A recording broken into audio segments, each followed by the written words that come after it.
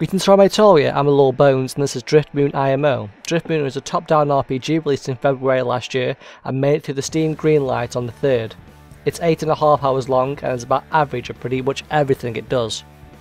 So here we are actually playing DriftMoon itself, and you notice straight away the graphics are okay, but nothing to go to the bank about. And I think that might be because the game was probably meant to be played more like this, as a sort of top-down D&D type deal.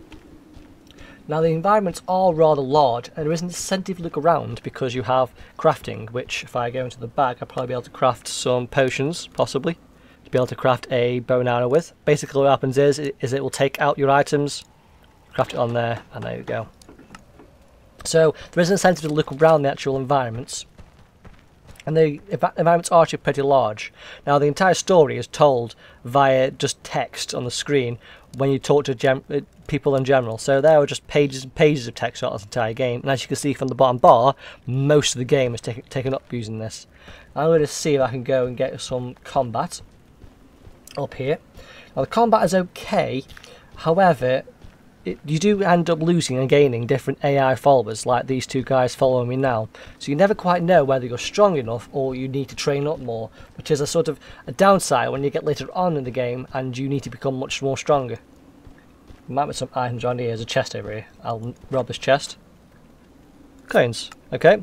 There is actually an economy inside the game as well, but it's not used as much as I would like, personally. Now, the only reason I would ever recommend this game is through its modding potential. It actually does have a full campaign curator and a sort of modding community, I would say. I wouldn't say completely because the last mod was edited last year and none of them seem to be that regularly updated. However, in theory you've got unlimited maps.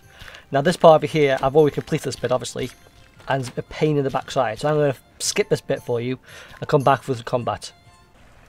I've actually skipped forward in the game a little bit now to a different part so I can show you the combat. Now the combat is controlled using these abilities at the very bottom of your screen, and these happen when you level up. These things at the end are just items, by the way, if you're wondering. So you have health and you have mana, and then you line up your attacks at the bottom there, sort of like The Sims, and then it will just make the next thing you do one of them attacks. I also can summon a rock guy as well, just here if I wanted to. And he could help me out, which is rather cool using him, but he does waste a lot of mana. Now the combat is okay, I wouldn't say it's breaking the bank. It's not that enjoyable either, because it's very simple. It's very just hit and then line up your attacks. Let's get rid of him because he'll just drain all my mana up. And the abilities themselves aren't exactly that interesting. Most of these are heavier attacks and buffs and things. I would expect something a bit more, let's say, interesting in the magic region. It never sort of went into magic with me for some reason, and it wasn't as if I didn't ever pick up an item that I should have or something like that. I mean, the other item I've got is magic is this one over here, which is a sort of magic rod thing that you have to power up all the time. But that's it. It's just essentially a firebolt. Not very interesting in my mind.